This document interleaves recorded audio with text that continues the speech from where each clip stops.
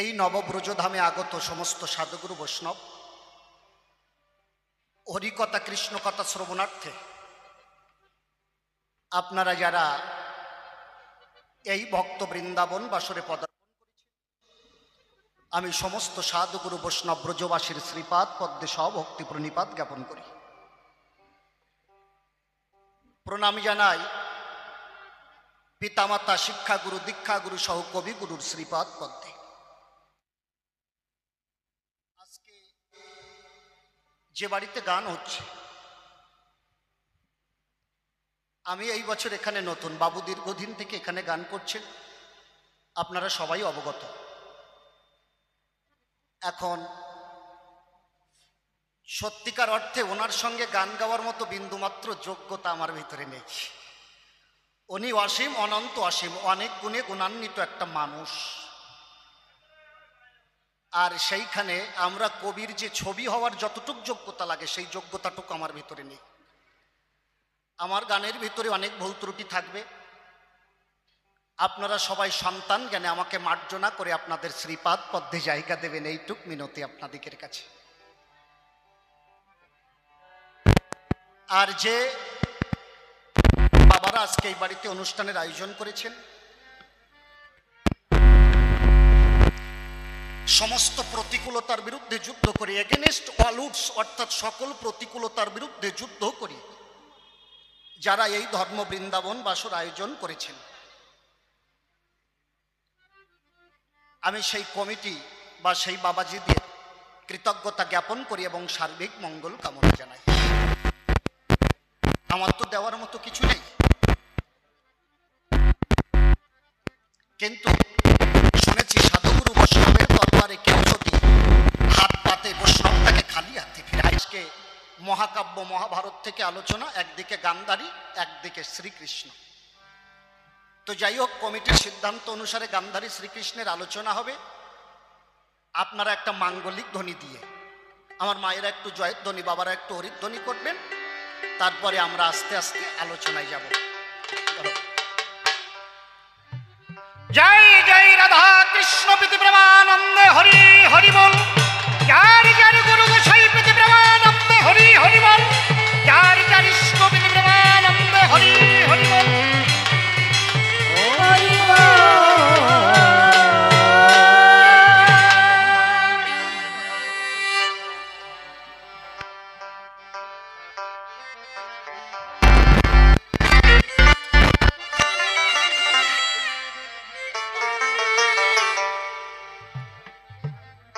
আমার গুরুদেব পরম পূজনীয় অসীম বাবু কলম দিলেন, গোপনে করো গোপী সাধনা।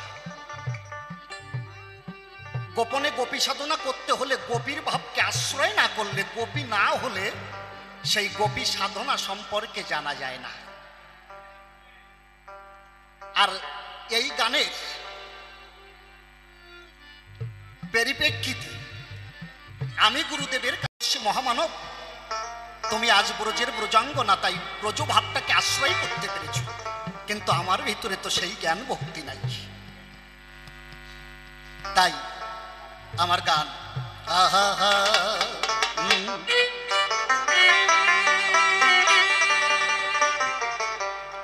আমি কেমনে করিব গুরু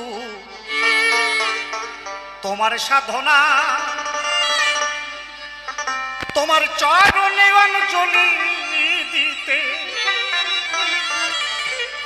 তোমার চরণে অঞ্জলি দিতে কেন মন মজে না। কেমন করিব গুরু তোমার সাধনা,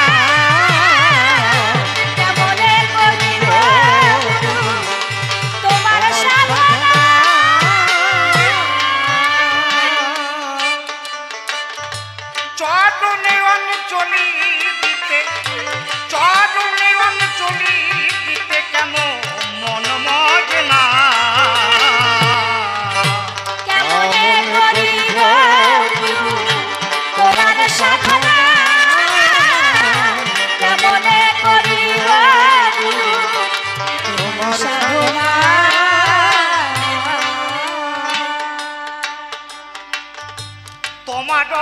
মূরতি আমি হৃদয়ে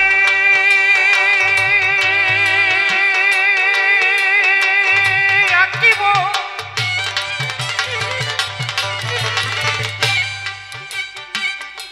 প্রেম পুষ্প দিয়ে পূজার মালা যে গাঁথিব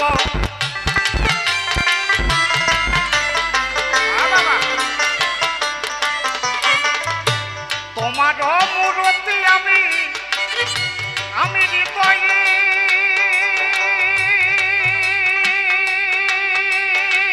আঁকিব প্রেম পুষ্প দিয়ে পূজা মালা যে গাঁথিব আমি ভাসি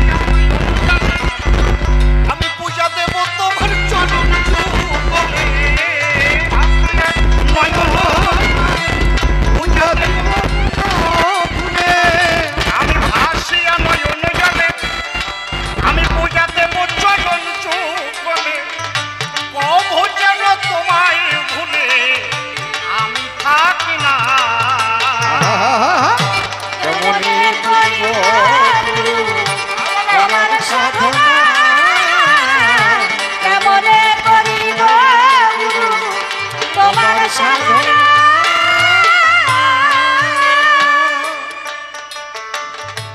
আমি দেহকে নৈবেদ্য করে লাগাবো তোমার সেবা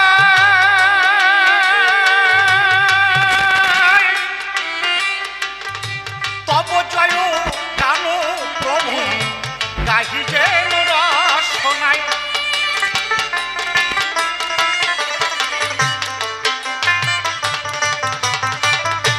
আমি দেহকে নৈবেদ্য করে লাগাবো তোমার সেবায় তব জয় গান প্রভু গাহি যেন রসনায় আমি যেদিকে ঘুরাবো আখি সদা যেন তোমারে দেখি আর যেদিকে ঘুরবো ওই আখি সদা যেন তোমায় দেখি আমি যেদিকে ঘুরাবো আখি সদা যেন তোমারে দেখি তুমি প্রভু পরাণ পাখি আমার সকল ভাবনা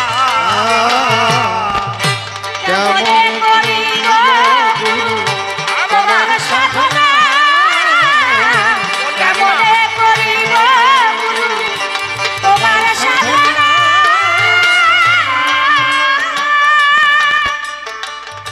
আমরা কেউ গুরু সাধনা জানি না। আমার এই গানখানা রচনা করেছি আপনারা অনেকেই জানেন। কিছুদিন আগে একটা ঝড় হয়েছে 130 কিলোমিটার বেগে। আমার ঘরের উপরে অ্যাসবেস্টার দেওয়া, ঘরটা পাকা, উপরে অ্যাসবেস্টার দেওয়া, কিন্তু স্ট্রাকচার যাহা ও ঝড় হলে 130 কিলোমিটার হলে পরে ওই ঘর আর থাকে না। সকাল 10টা থেকে ঝড় শুরু হয়েছে 50-60 কিলোমিটার গতিতে। রাত্র যত হয় ঘোরের গতি তত বাড়ে। আমার বাড়িতে সবাইকে বললাম তোমরা শুয়ে পড়ো। আমি একটা চেয়ার নিয়ে বসে আছি, বারান্দায় চেয়ার নিয়ে বসে আছি। শোষো আওয়াজ হচ্ছে, কখন যেন ঘরের চাল উড়ে যায়। হঠাৎ করে ওই চেয়ারের উপরেই আমার ঘুম এসছে। আমি প্রায় ঘুমিয়ে পড়ি, এমন একটা অবস্থা, কিন্তু শেষে আর ঘুমের সাথে পারলাম না, ঘুমাইয়েই পড়লাম। আওয়াজটা হচ্ছে, শুনতে পাচ্ছি, ঝড়ের গতিবেগ বাড়ছে তো, কিন্তু ঘুম এমন ভাবে গাঢ় হয়েছে, আমি আওয়াজ শুনি কিন্তু চোখ মেলানোর ক্ষমতা আমার নাই। হঠাৎ করে আমার মা এসে আমাকে বলছে, আ বাবা তুই যা ভিতরে গিয়ে ঘুমা। মা যখন গায়ে হাত দিল তখন আমার ঘুম ভাঙল। আমি তখন ওইখানে বসে বসেই ভাবলাম যে এখনো পর্যন্ত আমার দেহের ভিতরে আমার প্রাণ পাখি আছে,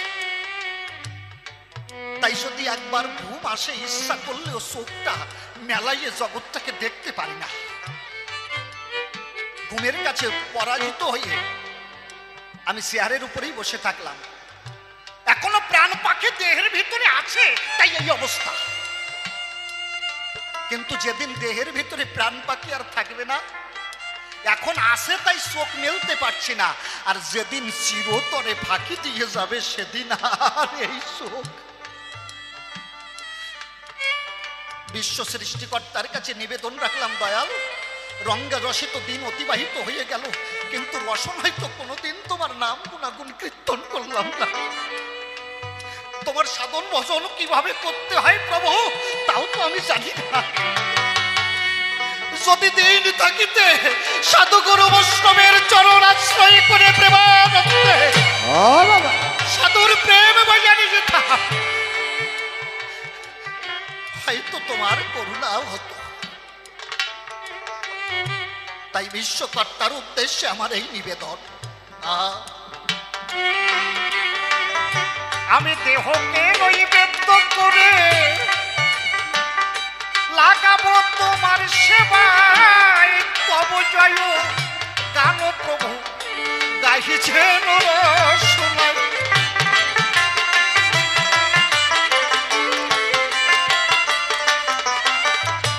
আমি যেদিকে ঘুরাবো আখি সদা যেন তোমারে দেখি, যেদিকে ঘুরাবো আখি সদা যেন তোমায় দেখি।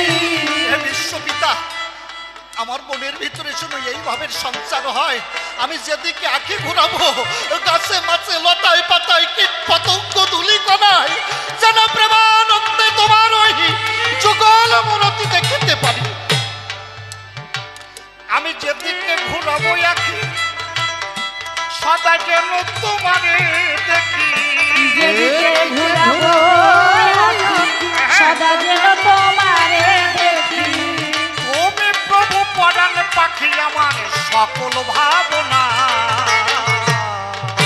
কেমনে করিব গুরু তোমার সাধনা, কেমনে করিব গুরু তোমার সাধনা।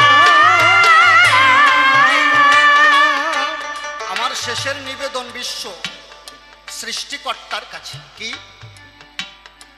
আমার এ দেহের প্রভু হবে যেদি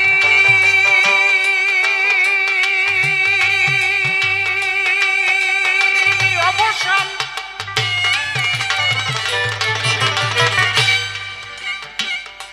নাম লয়ে পরাণ পাখি সারে যেন দেহ খা।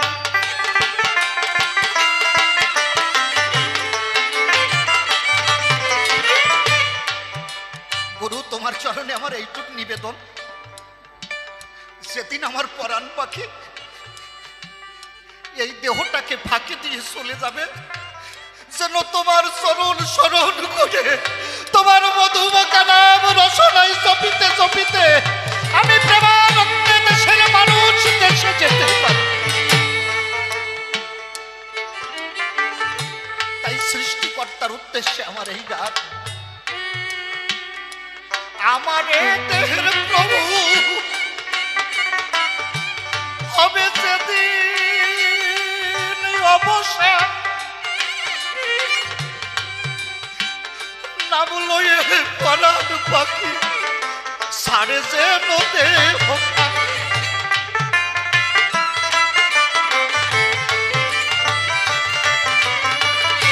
সুরাজ বলে হেমর প্রিয় তুমি আমার পারের কান্ডারি হইও, সুরজ বলে প্রিয় পারের কান্ডারি হইও।